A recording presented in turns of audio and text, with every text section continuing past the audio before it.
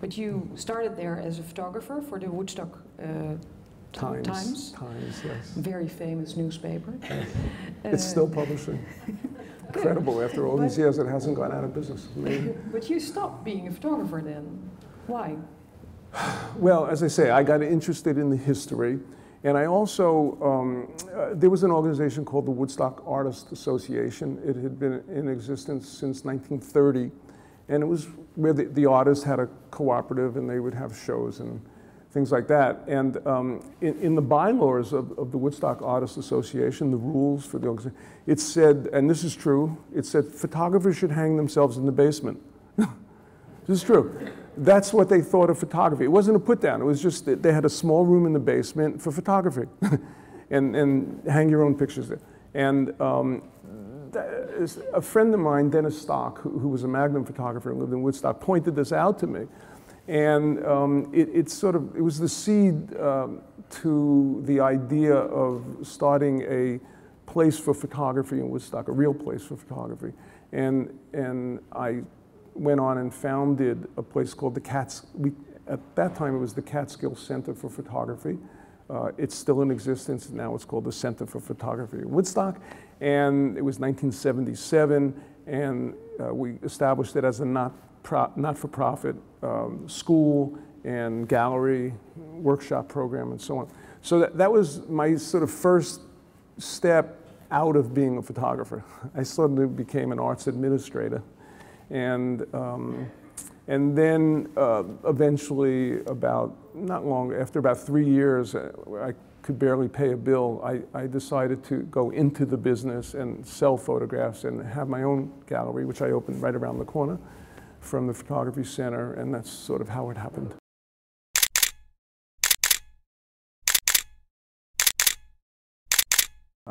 I used to, when I was a young photographer, I used to photograph paintings for a woman named Doris Lee, who was an artist in Woodstock, New York. And Doris Lee's first husband was a photographer named Russell Lee.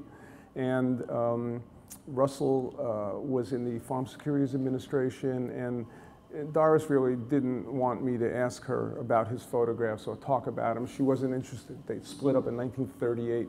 And Doris passed away, and a local antique dealer called me one day and asked me to come over to her house. They were settling the affairs. And when I used to go into Doris's home, she was always wearing an old house coat, and she was usually reclining, often a little bit drunk, on a daybed. And it was covered with some material that draped down over on the floor. Well, all these years that I had been asking Doris about Russell Lee's photograph, she had under this daybed 2 cartons of photographs, and I had no idea, and I would talk to her, and they were right there for a year.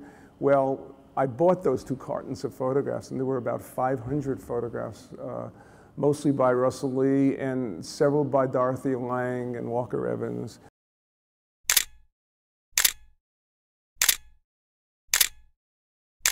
But the truth, as I said, I don't think I've ever taken a photograph home that I regretted taking home. I really mean that. You know,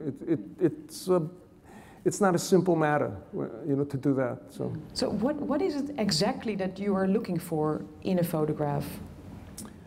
Well, there are many different things. I've always emphasized the fact that my collection is very personal. It's about me, it's about my life, it's about my experiences. And I actually preach this to all my clients. And in photography, it's easier because, you know, especially if you collect vintage photography, not contemporary, it's about the world as it was in different places. So we all have experiences at different points in time, and there are always photographs that remind us of those experiences. So it's not so hard to collect in a personal way. It's no different for me.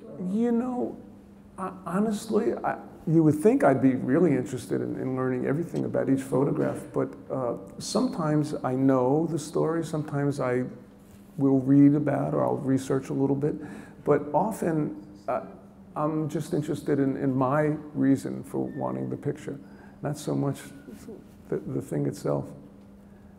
I mean, that may sound selfish, but I'm telling you, it's just how these photographs make me feel, not the intellectual side of it that really gets me going.